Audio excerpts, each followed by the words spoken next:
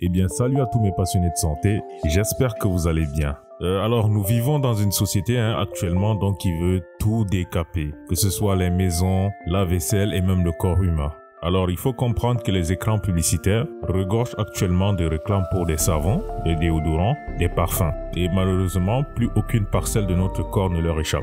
Alors, est-ce que c'est une raison pour s'adonner à la douche vaginale, qui est censée nettoyer notre intimité?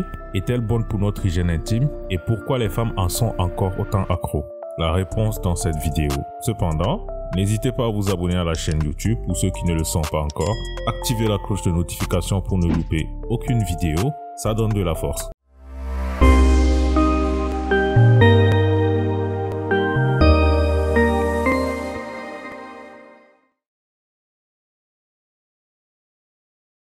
Alors, en matière d'hygiène intime, les idées reçues sont assez nombreuses et peuvent aller dans tous les sens, notamment sur le port des vêtements trop serrés comme source de prolifération des germes, le port des strings provoquant des irritations et des infections, l'usage prolongé des tampons ou des prothèses slip responsables de la macération des sécrétions et des infections. Alors pour le coup, nous allons nous intéresser à la douche vaginale, qui consiste à nettoyer l'intérieur du vagin, soit avec de l'eau ou soit avec un produit antiseptique. Et pour avoir une hygiène parfaite, certaines femmes se lavent les zones intimes plusieurs fois par jour. Pourquoi? Eh bien c'est parce que cette pratique était jadis parée de toutes les vertus hygiéniques et contraceptives.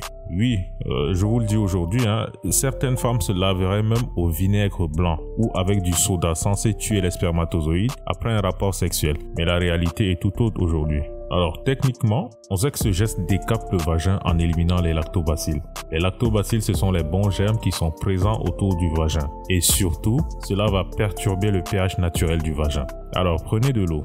L'eau a un pH neutre qui est de 7 alors que le pH du vagin est à 4 acide. Et donc comprenez tout simplement que si le vagin est moins acide, il y a un risque de vaginose, d'irritation et de perte vaginale malodorante. Et bien que les produits destinés à l'hygiène intime aient un pouvoir antiseptique, voire antibactérien, et par conséquent préconisé en cas d'infection urinaire, des mycoses, il en reste cependant susceptible de multiplier les risques d'infection hors contexte thérapeutique. Et de plus, ces produits contiennent des composants agressifs ou abrasifs. Alors la question aujourd'hui c'est: pourquoi les femmes en sont encore accros? Eh bien, si beaucoup de femmes en sont encore accros aujourd'hui, c'est parce que la question des odeurs corporelles dans la sexualité fait partie des sujets plutôt délicats. Et il paraît même inconcevable pour beaucoup de femmes d'avoir des relations charnelles sans être passées par la case toilette. Et s'il y a une chose à retenir, mesdames, c'est qu'il ne faut jamais faire de douche vaginale.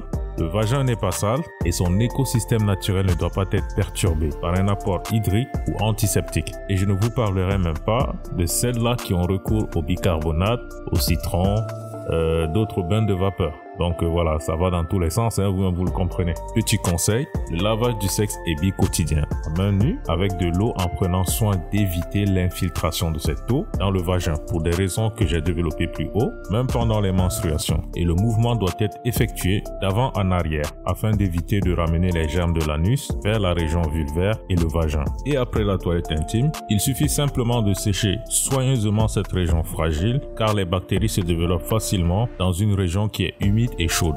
Mieux encore, préconisez l'usage quotidien des prothèses slip, pas n'importe lequel non plus, en sachant que certains peuvent provoquer une macération des sécrétions et multiplier le risque d'infection, sans compter que leurs composants peuvent s'avérer toxiques pour l'organisme. Personnellement, je vous recommande l'usage des prothèses slip de la gamme Angel Secret. Voilà mes chers amis, c'est tout pour aujourd'hui. J'espère que vous avez aimé. Prenez soin de vous. Ça a été.